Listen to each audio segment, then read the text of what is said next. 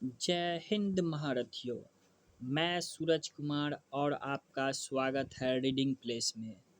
तो चलिए स्टार्ट करते हैं अपना एमसीक्यू वाला क्लास, जिसमें हिस्ट्री के महत्वपूर्ण क्वेश्चन को अपने लोग पढ़ते हैं।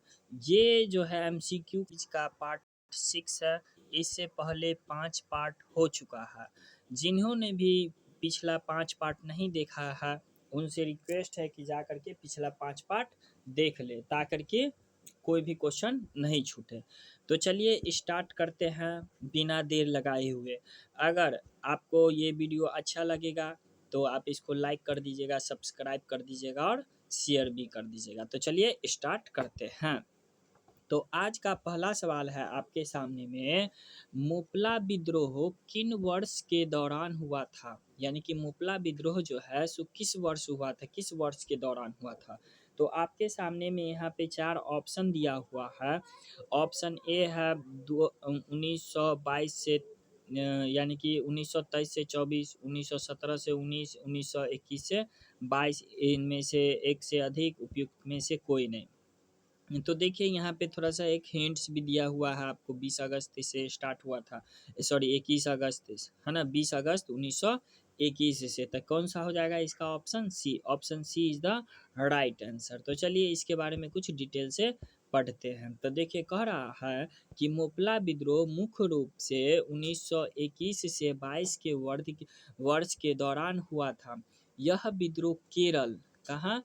केरल के मालाबार क्षेत्र में हुआ था, जो ब्रिटिश शासन और हिंदू जमींदार के खिलाफ था। यानी कि एक तो ब्रिटिश शासन और एक तो हिंदू जमींदार, जो बड़े बड़े जमींदार थे, उसके खिलाफ थे। ठीक है, तो वो दोनों जो है सो मुसलमान किराएदारों द्वारा किया गया था, जिन्हें मोपला कहा जाता था। ठीक है, इसी के द्वारा जो है सो एक किसान विद्रोह था। ये जो मुपला विद्रोह था एक किसान विद्रोह था, जो किसके खिलाफ चलाया गया था? तब ब्रिटिश शासन के विरुद्ध और हिंदू जमींदार के खिलाफ था।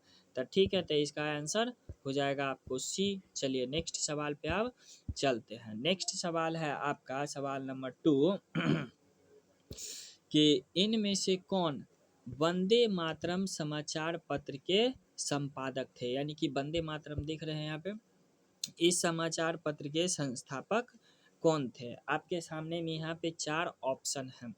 बंकिम चंद्र चटर्जी, अरविंद घोष, उसके बाद है बिपिन चंद्र पाल, उसके बाद है ऑप्शन डी एक से अधिक, इनमें से कोई नहीं। तो क्या हो जाएगा इसका राइट आंसर? इसका राइट आंसर हो जाएगा आपको ऑप्शन नंबर बी, यानी कि अरविंद घोष। ठीक है, तो चलिए अब इसके बारे में कुछ डिटेल से पढ़ लेते हैं। तो डिटेल है, अंग्रेजी साप्ताहिक समाचार पत्र, यानी कि देखिए ये अंग्रेजी था, उसके बाद ये साप्ताहिक समाचार पत्र था वंदे मातरम। ठीक है, कौन लिखे थे? तो अरविंद घोष ने लिखे थे। यह समाचार पत्र बिपिन चंद्र पाल द्वारा 1905 में कलकत्ता में शुरू किया गया था। ठीक है, कब शुरू किया गया था? तो कलकत्ता में शुरू किया गया था। तो चलिए आप नेक्स्ट सवाल पे चलते हैं। नेक्स्ट सवाल है आपका सवाल नंबर 3। सवाल नंबर 3 में कह रहा है, इनमें से किसने यह कहते हुए भारतीय राष्ट्रीय कांग्रेस का हंसी यानी कि मजाक उड़ाया कि यह बहुत सूक्ष्म भाग यानी कि अल्पसंख्यक का प्रतिनिधित्व करती है? ठीक है, क्या कहा था ये? तो ये जो है किसने कहा था? यहाँ पे आपको 4 ऑप्शन दिया हुआ है। पहला है आपका option number A Dufferin, Curzon, Minto, उपयुक्त में से एक से अधिक, इसमें से कोई नहीं। तो देखिए ये जो है थोड़ा सा इसका बैकग्राउंड पे चलते हैं। ये जो है कांग्रेस, कांग्रेस का स्थापना कब हुआ था? तो 1885 में हुआ था। ठीक है, यहाँ पे देख सकते हैं कब हुआ था कांग्रेस का स्थापना? 1885 में हुआ था। तो 1885 में हुआ था, तो उसी समय ये लॉर्ड डफरिन जो थे वाइस राय थे। तो वाइस राय थे, तो इस डफर आदमी को समझना चाहिए कि उस समय स्थापना हुआ तो उस समय कितना आदमी जुटेगा। तो कह रहा है कि अल्पसंख्यक है, महा बकलोलवा है। चलिए, लेकिन क्या कर सकते हैं, यही हुरार है जो कि इसको कांग्रेस को अल्पसंख्यक कहा गया था, है ना। कोट पैंट में ले है लेकिन हुरार है। तो क्या हो जाएगा इसका आंसर? इसका आंसर हो जाएगा आपका डफरिन। ठीक है, तो यहाँ पे इसके बारे में डिटेल भी देख सकते हैं कि सही उत्तर डफरिन है। डफरिन ने जो है सो डफरिन जो था 1884 से 1818 तक भारत के गवर्नर जनरल और वाइसराय थे। यही जो है उसी के दौरान जो है 1885 में जो है कांग्रेस की स्थापना हुआ था, भारतीय राष्ट्रीय कांग्रेस की स्थापना हुआ था। और डफरिन ने ही कांग्रेस को भारतीय सूक्ष्म अल्पसंख्यक कहा था कि उसको जो है कांग्रेस जो है सो भारतीय सूक्ष्म अल्पसंख्यक का प्रतिनिधित्व करते हैं। सूक्ष्म अल्पसंख्यक मतलब क्या कि कम आदमी। तो अब जिस समय गठन हुआ तो उस समय कम में न रहेगा, महा डफर आदमी है, तो डफर से याद रखेगा डफरिन।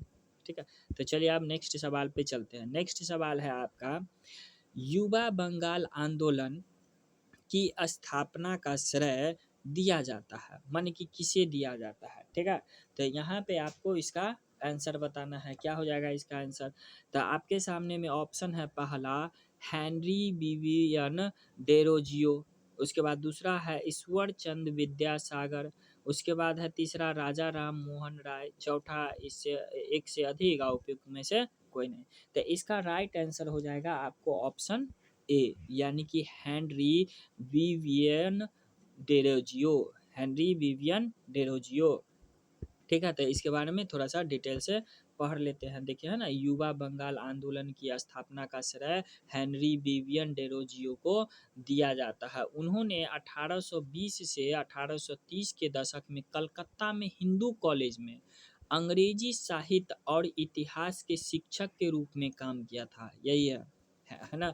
देखिए पूरा नाम यहाँ पे दिले है, हेनरी लुइस वेवेन डेरोजियो। ठीक है, तो यहाँ पे इसको याद रख सकते हैं नाम। तो क्या हो जाएगा इसका आंसर? इसका आंसर हो जाएगा आपको option number A, Henry Vivian Derozio, यानी कि युवा बंगाल आंदोलन का स्थापना यही किए थे। चलिए नेक्स्ट सवाल चलते हैं। नेक्स्ट सवाल है आपका सवाल नंबर 5। तो सवाल नंबर 5 है, इनमें से कौन अरहार आंदोलन से संबंधित नहीं थे? नहीं पूछ रहा है। तो ऑप्शन है आपका मौलाना मजरूल हक, मौलाना जफ़र अली खां, मौलाना अल्फात हुसैन हाली। तो क्या एक से अधिक या इनमें से कोई नहीं? तो क्या हो जाएगा इसका आंसर? कौन संबंधित नहीं थे अरहार आंदोलन से? तो इसका ऑप्शन हो जाएगा ये ऑप्शन नंबर सी, है ना, मौलाना अल्फात हुसैन हाली, यानी कि ये मौलाना मजरूल हक अरहार आंदोलन से संबंधित थे। ये जो है मौलाना जफ़र अली खां, ये भी अरहार आंदोलन से संबंधित है। तो चलिए इसका कुछ डिटेल देख लेते हैं। देखिए यही है मौलाना अल्फात हुसैन हाली, यही है, ये संबंधित नहीं थे, अरहार आंदोलन से संबंधित नहीं थे। यह आंदोलन 1910 में स्थापित हुआ था। ठीक है, इसके प्रमुख नेता कौन कौन थे? अभी नाम बताइए कि हाँ, मौलाना मजरूल हक और मौलाना जफ़र अली खां शामिल थे। तो ठीक है, तो याद रखिएगा ऑप्शन सी हो जाएगा इसका आंसर। तो चलिए अब नेक्स्ट सवाल पे चलते हैं। नेक्स्ट सवाल है आपके सामने में, नेक्स्ट सवाल है, बंकिम चंद्र चटर्जी के उपन्यास आनंद मठ का प्रकाशन किया गया था, यानी कि कब किया गया था? तो सो बताना है आपको। 18 ऑप्शन ए में है 1881, 1882, 1880, एक से अधिक या इसमें से कोई नहीं। तो क्या हो जाएगा इसका आंसर? इसका आंसर हो जाएगा ऑप्शन नंबर बी, 1882। 1882 में हुआ था। तो चलिए थोड़ा सा डिटेल में इसको देख लेते हैं, क्या है इसका डिटेल। तो देखिए सही उत्तर है 1882 में, क्योंकि बंकिम चंद्र चटर्जी ने का जो उपन्यास है आनंद मठ 1882 में प्रकाशित हुआ था। यह उपन्यास 18वीं शताब्दी के सन्यासी विद्रोह की भूमिज पर आधारित था। तो ये सवाल पूछता है कि आनंद मठ जो है सो किस विद्रोह से संबंधित है? तो सन्यासी विद्रोह से। तो यहाँ पे देख रहे हैं आनंद मठ किताब का फर्स्ट पेज है। इसी तरह से सन्यासी विद्रोह का इसमें कुछ झलक दिया हुआ है। तो चलिए अब नेक्स्ट सवाल पे चलते हैं। नेक्स्ट सवाल है आपका यहाँ पे कि ब्रह्म समाज का प्रभाव मुख्यतः सीमित था, यानी कि ब्रह्म समाज जो है ना सो कहाँ तक सीमित था? तो आपके सामने में यहाँ है ऑप्शन, है ना, ग्रामीण बंगाल तक। ठीक है, उसके बाद दोनों ग्रामीण और शहरी शिक्षित वर्ग तक, और उसके बाद जो है सो तीसरा में है शहरी शिक्षित वर्ग तक, एक से अधिक या इनमें से कोई नहीं। यहाँ पे देख सकते हैं ब्रह्म समाज की स्थापना कब किए थे? राजा मोहन राय 1800 28 में किए थे। तो इसका ऑप्शन हो जाएगा आपको ऑप्शन नंबर सी, यानी कि शिक्षित वर्ग तक ही सीमित थे। ब्रह्म समाज जो है शिक्षित वर्ग तक ही शिक्षित थे, यानी कि सीमित थे। तो चलिए इसके बारे में डिटेल से पढ़ लेते। कह रहा है ना कि ब्रह्म समाज का है ना प्रभाव मुख्यतः शहरी है ना शिक्षित वर्ग तक ही सीमित था, शहरी शिक्षित वर्ग तक ही सीमित था, क्योंकि यह मुख्य रूप से बंगाल के शहरी क्षेत्र में का एक सुधार आंदोलन था। इसमें एकेश्वरवाद मतलब क्या होता है, एक भगवान को मानना, है ना। तो एकेश्वरवाद को बढ़ावा दिया और सामाजिक बुराइयों को दूर करने का प्रयास किया। ठीक है, तो इसका आंसर क्या हो जाएगा, सी, यानी कि शहरी शिक्षित वर्ग तक। तो चलिए आप नेक्स्ट सवाल पे चलते हैं। आपके सामने में नेक्स्ट सवाल हो जाएगा 8 नंबर सवाल। तो क्या है 8 नंबर सवाल में, 8 नंबर सवाल है आपका कि 1800 कब 1859 के, एक मिनट, 1859 के ये दूसरा सवाल आ गया, कहाँ गया, हाँ यहाँ, चलिए ठीक है। तो 1859 के भारतीय उत्प्रवास अधिनियम ने निर्धारित किया था, है ना, निर्धारित किया था कि क्या निर्धारित किया था, तो उसको अपना लोग को देखना है। ठीक है, तो चलिए देख लेते हैं इसके बारे में कि क्या निर्धारित किया था। इसके सामने में आपको 4 ऑप्शन दिले हैं। पहला है ना, बागान श्रमिकों को बिना अनुमति के चाय बागान छोड़ने की अनुमति नहीं थी। ठीक है, दूसरा यानी कि बी नंबर, बागान श्रमिकों को बिना अनुमति के जंगल छोड़ने की अनुमति नहीं थी। तीसरा, बागान श्रमिकों को शादी करने की अनुमति नहीं थी, एक से अधिक या इनमें से कोई नहीं। तो क्या हो जाएगा इसका आंसर, इसका आंसर हो जाएगा ए इज द राइट आंसर, यानी कि बागान जो था, बागान श्रमिकों को बिना अनुमति के चाय बागान छोड़ने की अनुमति नहीं थी। ठीक है, कब का अधिनियम से, तो 1859 के अधिनियम से। तो ठीक है, तो चलिए इसका थोड़ा सा डिटेल में पढ़ लेते हैं। तो कह रहा है ना यहाँ पे 1859 के भारतीय उत्प्रवास अधिनियम ने निर्धारित किया था कि बागान श्रमिकों को बिना अनुमति के चाय बागान छोड़ने की अनुमति नहीं थी। इस अधिनियम के तहत श्रमिकों को कानूनी रूप से उस बागान से बांध दिया गया था जहां वे काम करते थे, और बिना अनुमति के उन्हें बागान छोड़ने की इजाज़त नहीं थी, है ना, जो उन्हें शोषण का शिकार करते थे।